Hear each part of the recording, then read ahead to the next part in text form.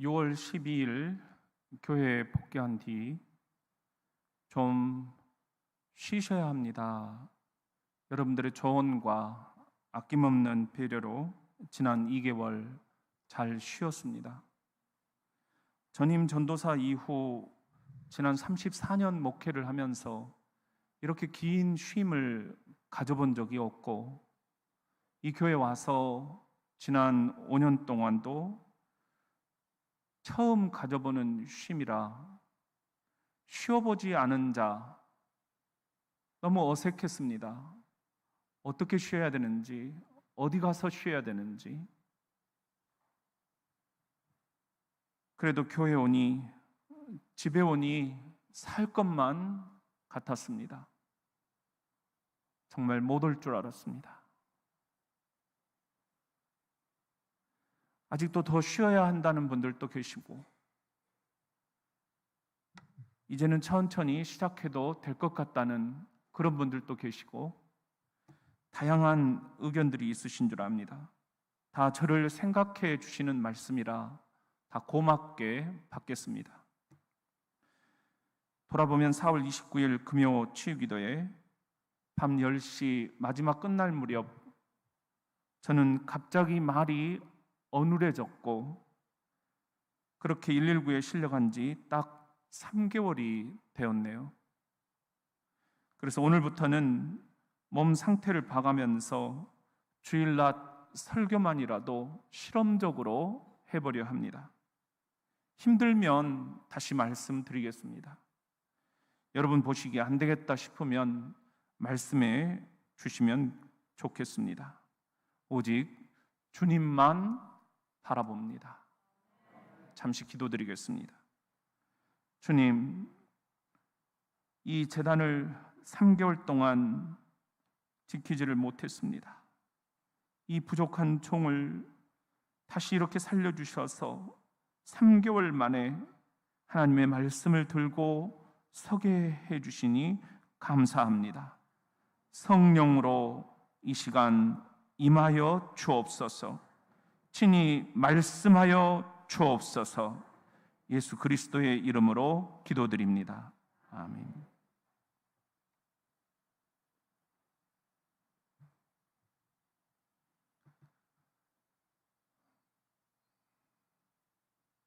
지난 5월 11일 연세대 세브란스 병원 신경외과 뇌종양 수술실 차가운 대기 장소, 천정에는 놀랍게도 커다란 글씨로 이렇게 쓰여져 있었습니다. 주께서 나와 함께 하심이라. 시편 23편 4절 말씀이었습니다. 그리고 마취과 의사의 수술 시작 기도, 그렇게 저는 정신을 잃었습니다. 그 후 6시간 저는 천사들에 이끌려 어딘가 다녀오게 되었습니다.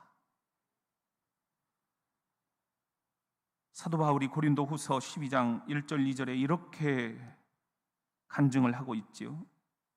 무익하라마 내가 부득불 자랑하노니 주의 환상과 계시를 말하리라. 내가 그리스도 안에 있는 한 사람을 아노니 그는 14년 전에 셋째 하늘에 이끌려 간 자라. 어디에 이끌려 갔다고요? 셋째 하늘. 그가 몸 안에 있었는지 몸 밖에 있었는지 나는 모르거니와 하나님은 아시느니라. 사도 바울이 다녀온 셋째 하늘, 그곳은 천국을 뜻했습니다. 저도 사도 바울과 똑같이 그 셋째 하늘에 천국이라는 곳으로 천사들의 이끌림을 받았습니다. 천국에서 6시간, 저는 그곳에서 3가지 환상을 보았습니다. 무슨 뜬금없는 소리냐 하실 분이 있겠습니다.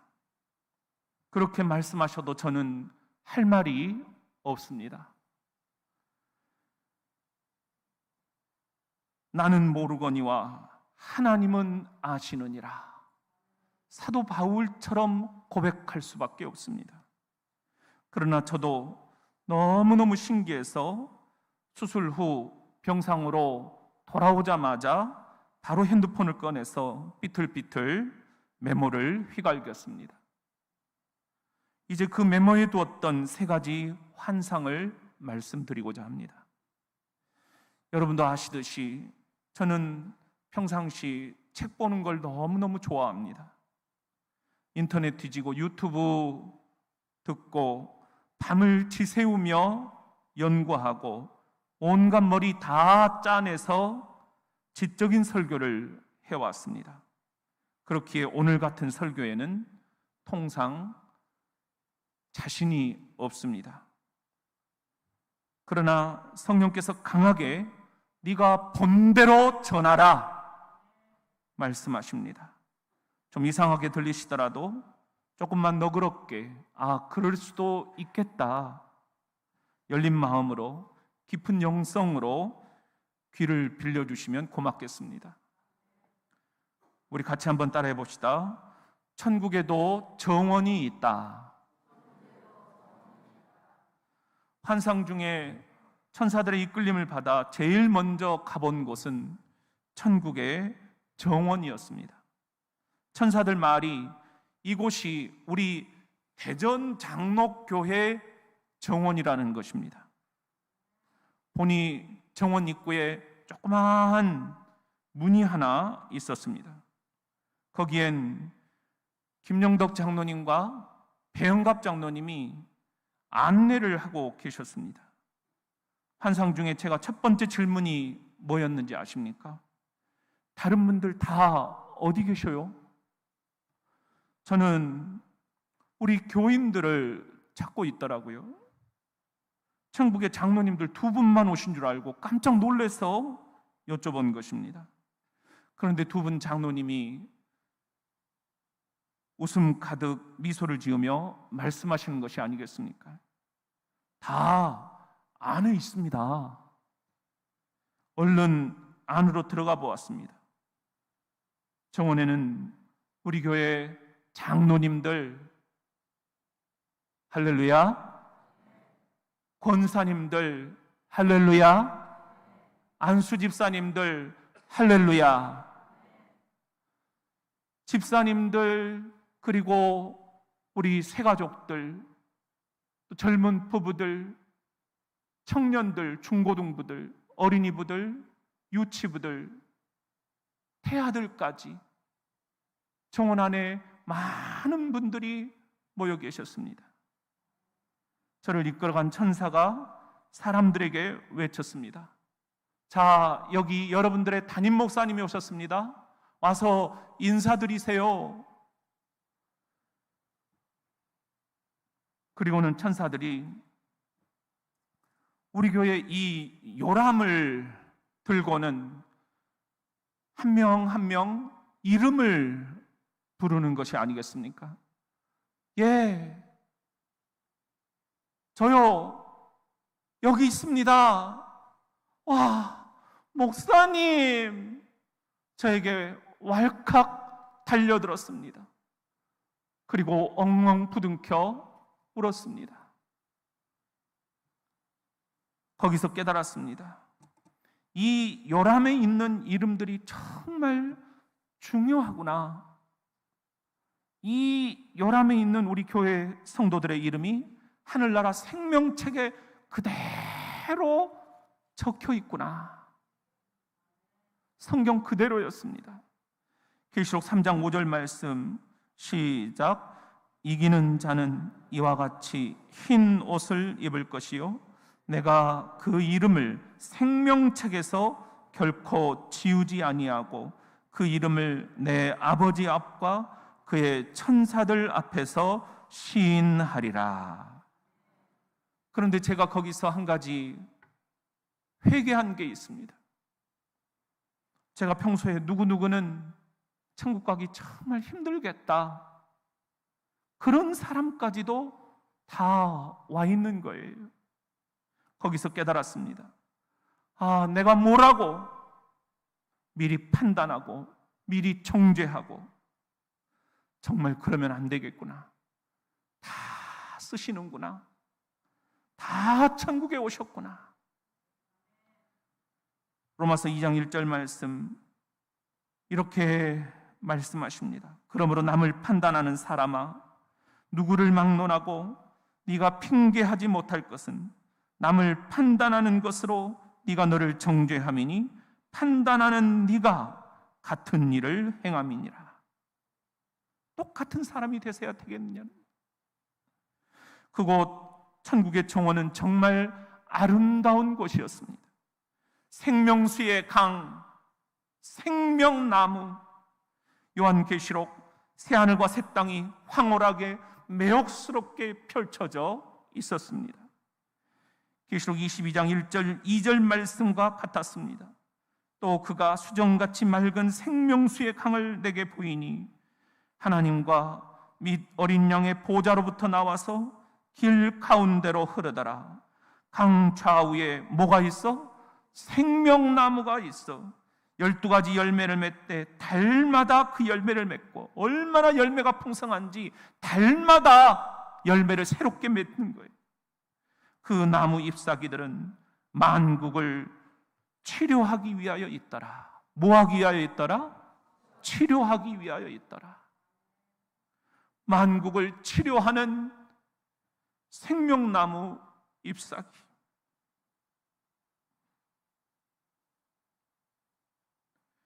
그 잎사귀로 천사들이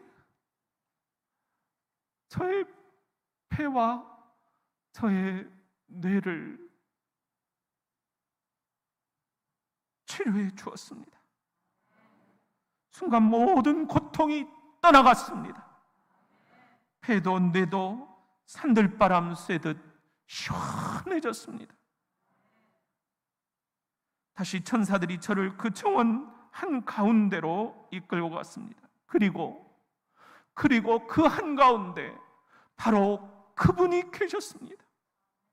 계시록 22장 3절 4절 다시 저주가 없으며 하나님과 그 어린 양의 보좌가 그 가운데 있으리니 그의 종들이 그를 섬기며 그의 얼굴을 볼 터이요 그의 이름도 그들의 이마에 있으리라. 천사들의 섬김을 받으며 계신 주님, 성도들의 예배를 받으며 계신 주님, 나를 위해 죽으시고 나를 위해 부활하신 우리 주님, 그분이 빤히 저를 바라보고 미소 지으셨습니다. 그래, 현보아, 이번에 많이 놀랬지. 미안하다. 주님이 저를 꼭 껴안아 주셨습니다. 엉엉 울었습니다. 주님 품에서, 그 치료의 품에서. 그런데 바로 그때, 바로 그 자리에서 환상 속에 제가 주님께 이런 간청을 드리는 거예요. 주님, 우리 대전 장로교회 정원을 조금만 더 넓혀주시면 안 될까요? 아직도 제가 좀 더 데려올 영혼들이 있거들랑요. 그래, 현보가, 네 소망이 영혼 구원이라면 그래, 그렇게 하자꾸나. 할렐루야. 저는 우리 주님께서 그 간청을 들어주셨다고 믿습니다. 폐 2.2cm에서 전이된 뇌종양 6.5cm, 이 뇌를 열기 직전, 목사님, 이 정도면 4주 후면 사망입니다. 고개를 절레절레 흔들어대던 의사. 그런데 왜 나를 살려주셨을까? 그것은 죄악에 물든 이 현대사의 한복판에서 그냥 두면 지옥불로 떨어질 수밖에 없는 영혼들을 한 명이라도 더 지옥에서 천국으로 건져내 데리고 오라는 주님의 당부가 아니실까? 여러분은 어떻게 생각하십니까? 천국, 그 밖에 여러분의 모든 것은 다 부질없는 것들입니다. 안 그렇습니까? 마태복음 16장 19절 시작. 내가 천국 열쇠를 내게 주리니 내가 땅에서 무엇이든지 매면 하늘에서도 매일 것이요 내가 땅에서 무엇이든지 풀면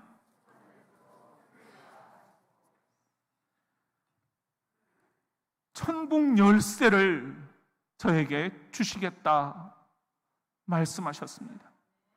그리고 네가 대전 장로교회 한 영혼이라도 더 구원해낼 수만 있다면, 나에게 데려올 수만 있다면 내가 너를 다시 살려주마.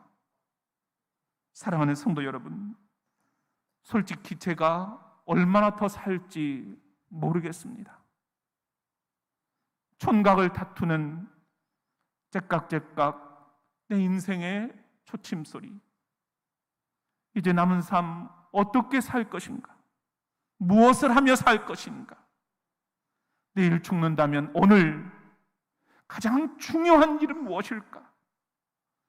그것은 바로 하나님께서 맡겨주신 이 천국의 열쇠, 이 열쇠를 갈고 한 영혼이라도 지옥불에서 천국으로, 우리 대전장로교회 천국의 정원으로 인도해 가거라. 여러분과 함께 우리 같이 한번 따라합시다. 천국에도 스키장이 있다.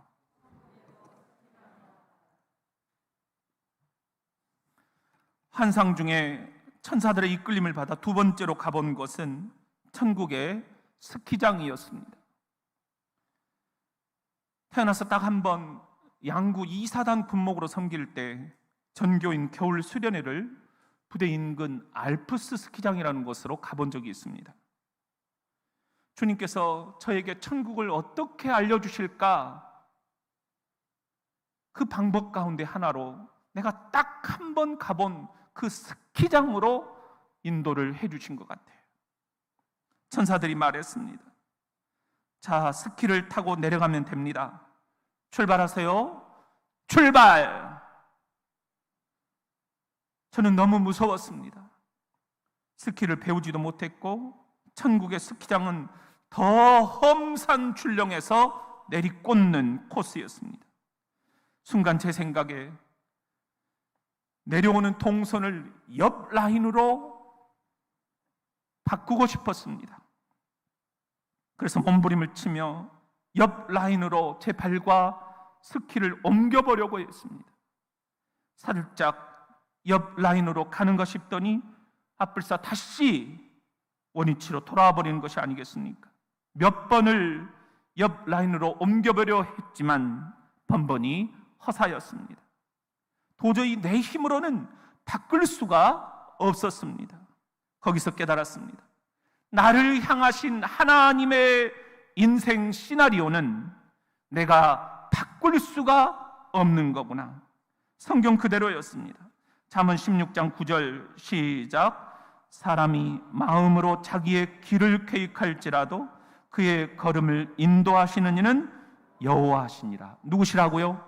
여호와시다. 여호와 하나님만이 내 인생의 동선을 통제하실 수 있다는 걸 보여주시는 환상이었습니다. 거기서 깨달음이 다시 왔습니다. 하나님의 뜻이 내가 지금 죽는 거라면 어쩔 수가 없겠구나. 그러나 반대로 지금 하나님의 뜻이 내가 죽는 것이 아니라면 아무리 죽음이 나를 쏜다 해도, 아무리 사망이 나를 쏜다 해도 절대로 죽지 않겠구나.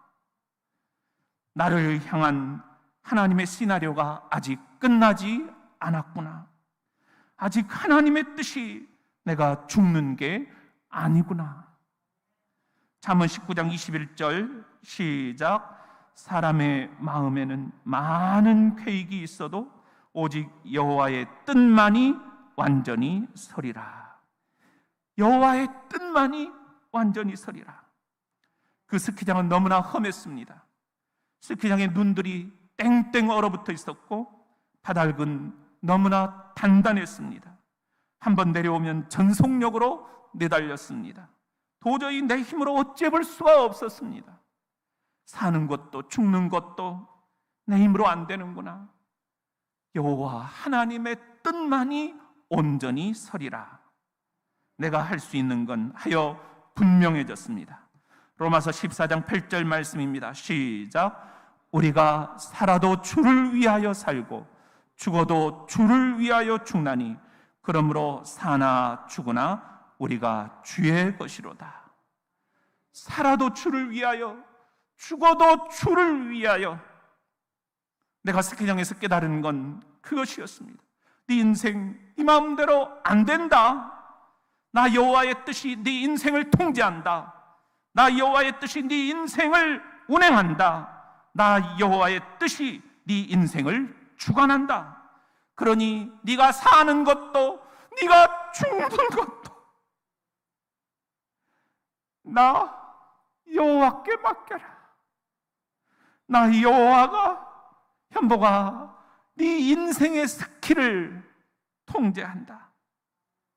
사랑하는 성도 여러분, 제가 솔직히 얼마나 더 살지 모르겠습니다.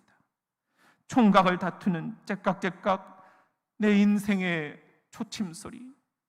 이제 남은 삶 어떻게 살 것인가? 살려고 발버둥 치지 않겠습니다. 그렇다고 죽으려고 자포자기하지도 않겠습니다. 오직 하나님께 맡기겠습니다. 오직 주님만 바라봅니다. 살아도 주를 위하여, 죽어도 주를 위하여. 여러분과 함께 우리 같이 한번 따라합시다. 천국에도 도예촌이 있다. 환상 중에 천사들의 이끌림을 받아 세 번째로 가본 곳은 천국의 도예촌이었습니다. 하나님이 천국을 어떻게 설명해 줄까 궁리가 많이 있으셨던 것 같아요. 그래서 저에게 도예촌으로 안내를 해 주신 것 같아요. 예전에 신학교 은사님이신 박근원 교수님을 모시고 한국적인 성만찬 도자기를 어떻게 만들 수 있을까 경기도 이천의 도예촌을 가보았습니다. 또 이곳 계룡산 도예촌을 가보았습니다. 가마를 구경을 했습니다. 평생 기인처럼 살아가는 그곳 도예가들이 심혈을 기울여 작품을 구워내던 그 모습, 천국에서 본 도예촌도 그런 곳이었습니다. 제가 그 도예촌에 들렀을 때 마침 머리부터 발끝까지 남녀 형상의 전신 도자기가 두 개가 나란히 눕혀 있었습니다. 막 구워져 나온 상태였습니다. 한 도예가가 그 남녀 형상의 도자기를 향하여 탁탁 망치질을 했습니다. 그랬더니 그 남녀가 도자기 껍데기를 깨고 눈을 탁 뜨는 것이 아니겠습니까? 그때 저에게 깨달음이 왔습니다. 저 남녀는 우리 부부다. 저 도예가는 창조주 하나님이시다. 창조주 하나님께서 우리 부부를 이번 사건을 통하여 새롭게 빚으시는구나. 새롭게 재창조하시는구나. 영적 통찰이 왔습니다. 전율이 일었습니다. 죽는 게 아니라 새롭게 태어나는 거라니. 에베소 4장 22절 24절 너희는 유혹의 욕심을 따라 썩어져가는 구습을 따르는 옛사람을 벗어버리고 오직 너희의 심령이 새롭게 되어 하나님을 따라 의와 진리의 거룩함으로 지으심을 받은 새 사람을 입으라. 뭘 입으라? 성경 말씀 그대로였습니다. 너무너무 놀랐지만, 너무너무 아팠지만, 너무너무 슬펐지만 죽는 게 아니라 새롭게 태어나는 우리 부부. 고로새서 3장 10절 시작. 새 사람을 입었으니 이는 자기를 창조하신 이의 형상을 따라 지식에까지 새롭게 하심을 입은 자니라. 그동안 아파하는 교인들을 우리 부부가 너무 거칠애로 대했구나. 아파 보니 알겠구나. 좀 더 진실하게 대해야겠다는 다짐. 그동안 우리 부부가 너무 사람들에게 인정받으려 목회를 했구나. 눈치 목회. 이제는 좀 더 하나님 보고 목회를 해야겠구나. 이제는 좀 더 영성 깊은 목회를 해야겠구나. 이번 이 아픔, 이 슬픔, 이 충격, 죽는 게 아니라 우리 부부가 새롭게 태어나는 거구나. 할렐루야. 갈라디아서 2장 20절. 내가 그리스도와 함께 십자가에 못 박혔나니 그런즉 이제는 내가 사는 것이 아니요 오직 내 안에 누가? 그리스도께서 사시는 것이라. 이제 내가 육체 가운데 사는 것은 나를 사랑하사 나를 위하여 자기 자신을 버리신 하나님의 아들을 믿는 믿음 안에서 사는 것이라. 얼마나 감사한 고백인지요. 이것이 이번 우리 부부의 간증입니다. 사랑하는 성도 여러분, 솔직히 제가 얼마나 더 살지 모르겠습니다. 촌각을 다투는 째깍째깍 내 인생의 초침소리. 이제 남은 삶 어떻게 살 것인가? 전처럼 세상을 바라보면서 살지 않으렵니다. 진급에 떨어졌다고, 몰라준다고 사람들을 원망했던 지난날, 이제 그렇게 살지 않으렵니다. 왜 나를 이렇게까지 하나님은 내동댕이 치시냐고 따졌던 지난날, 이제 새롭게 태어나려 합니다. 여러분은 어떻게 하시겠습니까?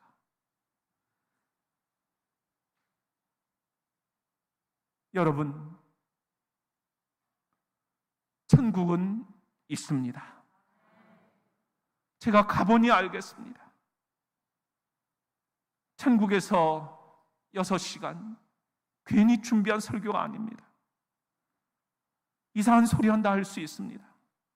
첨단 과학 시대, 물질 만능 시대, AI 인공지능 시대, 화성 탐사 시대, 웹 3.0 시대, 메타버스 시대, 무슨 천국 이야기냐고요? 너무도 많은 그리스도인들이 오늘 천국에 대한 믿음을 잃어버렸습니다. 바쁘다 바빠 생각을 못하고 살아가면서 놓치고 살아갑니다. 부귀영화 다른 것 다 누려도 천국에 들어가지 못한다면 우리는 세상에서 가장 불쌍한 자들인데도, 솔직히 제가 얼마나 더 살지 모르겠습니다. 총각을 다투는 째깍째깍 내 인생의 초침소리. 진짜 중요한 게 뭔가? 진짜 교인들에게 전해야 할 복음은 무언가? 1000년을 살더라도 죽어서 천국에 우리 교인들이 다 들어가도록 데려가지 못한다면 이 생명 연장이 무슨 의미가 있겠는가? 하루를 살더라도 이제 천국에 다녀온 사람으로 목회하고 싶습니다. 이제껏 이것저것 짝짓기 설교, 남의 설교에 살짝 조미료 친 설교, 통째로 베껴 쓴 설교, 책 한 권 읽고 세상 다 아는 것처럼 굴었던 설교, 밤새 용쓰며 머리를 짜내던 설교, 이제 그만하고 싶습니다. 이제는 천국에 다녀온 사람으로서 설교하고 싶습니다. 아니, 다시 곧 천국에 돌아갈 사람으로서 여러분에게 가장 중요한 것을 선포하고 싶습니다. 좀 더 촌각을 다투는 설교, 좀 더 영성이 깊은 설교, 좀 더 생명력이 있는 설교, 좀 더 변화를 시키는 설교, 좀 더 통회하고 자복하는 설교, 좀 더 하나님께서 전하라고 하시는 설교, 그런 설교를 하고 싶습니다. 이번에 저에게 보여주신 저 천국에 대한 이 환상을 성경을 찾아가면서 선명하게 설교를 하고 싶습니다. 그래서 제가 저 천국에서 주님 바짓가랑이를 붙잡고 간청했던 것처럼 이 대전에서 이 땅 한반도 남녘 땅, 북녘 땅, 끝까지 나아가서 저 복음을 모르는 오대양 육대주 열방 끝까지 나아가서 지옥불에 떨어질 영혼을 한 영혼이라도 더 천국으로, 우리 대전장로교회 천국의 정원으로 데려오라는 주님의 소명을 이루어드리고 싶습니다. 천국, 오 천국, 성도들이여, 천국은 있습니다. 그 천국을 간증하라고, 그 천국 복음을 전하라고 저에게 여러분 생명을 살려주시고 이 자리로 세워주셨습니다. 그러나 시간이 없습니다. 째깍째깍 시간이 없습니다. 저에게도 여러분에게도 문제는 시간이 없다는 것.